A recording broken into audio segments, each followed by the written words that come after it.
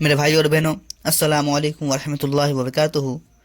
ہم سب جانتے ہیں کہ ہر انسان کی زندگی تھکان، پریشانی، امید اور دعاؤں کا مرکب ہے۔ دن بھر کی محنت کے بعد جب انسان رات کو سونے جاتا ہے تو وہ چاہتا ہے کہ اس کے دل کا بوجھ ہلکا ہو جائے، اس کی دعائیں قبول ہو جائے، اس کا کام آسان ہو جائے اور اس کا دل سکون پالے۔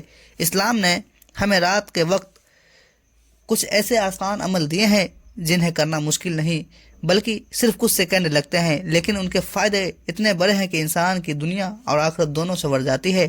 آج کی اس ویڈیو میں ہم بات کریں گے رات میں سوتے وقت اللہ کی تعریف کرنے کے بارے میں، جو صحیح حدیثوں میں موجود ہے اور جسے خود نبی صلی اللہ علیہ وسلم نے کرنے کی تاکید کی۔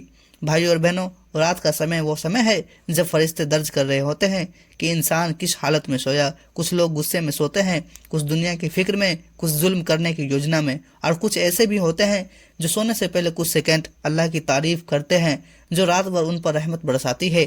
فائدہ نمبر 1، دل سکون سے بھر جاتا ہے۔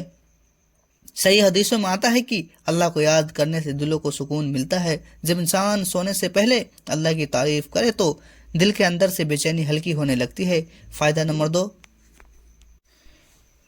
دن بھر کے چھوٹے چھوٹے گناہ معاف ہو جاتے ہیں۔ بھائی، ہم چاہتے ہیں کہ کوشش کریں، دن میں چھوٹے موٹے گناہ تو ہوتی رہتی ہے، زبان سے، آنکھوں سے یا دل سے، لیکن حدیث میں یہ ہے کہ اللہ کی تعریف کرنے سے چھوٹے گناہ گر جاتے ہیں، جیسے سوکھے پیڑ سے پتے گر جاتے ہیں۔ فائدہ نمبر 3، دعا قبول ہونے کے دروازے کھل جاتے ہیں۔ کئی حدیثوں میں صاف بتایا گیا ہے کہ رات کے وقت، خاص کر سونے سے پہلے کی گئی دعا زیادہ جلدی قبول ہوتی ہیں، کیونکہ اس وقت انسان کا دل نرم ہوتا ہے اور فرشتے اس کے ساتھ ہوتے ہیں۔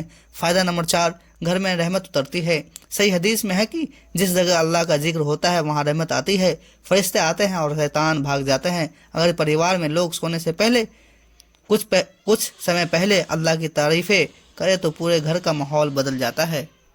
فائدہ نمبر 5، نبی صلی اللہ علیہ وسلم نے خود یہ عمل سکھایا۔ کئی صحابہ بتاتے ہیں کہ نبی صلی اللہ علیہ وسلم نے اپنے سونے سے پہلے اللہ کی تعریف کرنے اور اسے یاد کرتے ہوئے سونے کی تاکید کی، یعنی یہ عمل سنت بھی ہے اور فائدہ مند بھی۔ فائدہ نمبر 6، پوری رات ذکر، رحمت اور اللہ کی حفاظت میں رہنا۔ صحیح حدیث ہے کہ جو انسان اللہ کو یاد کر کے سوتا ہے، پوری رات فرشتے اس کے لیے دعا کرتے رہتے ہیں۔ یہ عمل اتنا ہلکا ہے کہ 10-15 سیکنڈ میں ہو جاتا ہے، لیکن اثر رات بھر ہوتا ہے۔ فائدہ نمبر 7، موت اگر نیند میں آ جائے تو ایمان کی حالت میں آتی ہے۔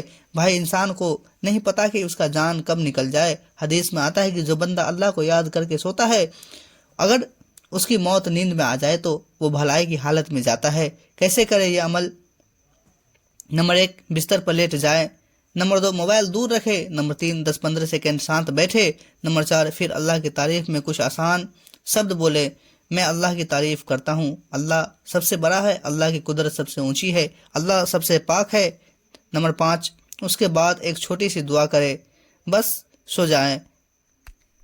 جیسے آپ کو اگر کوئی بھی دعا یاد ہے تو آپ پڑھ کے سو سکتے ہیں، جیسے سونے کی دعا، استغفار، یہ سب پڑھ کے سو سکتے ہیں۔ سب سے اہم بات، اسلام میں کبھی بھی نہیں لکھا ہے کہ ایک رات میں آپ کی ہر دعا پوری ہو جائے گی، 100% گارنٹی ہے، فوراً چمتکار ہوگا۔ ایسے دعوے جھوٹے ہیں۔ صحیح حدیث صرف اتنا کہتی ہے کہ اللہ کی یاد سے سونا برکت، رحمت اور سکون لاتا ہے۔ نمبر 1، دلوں کا سکون۔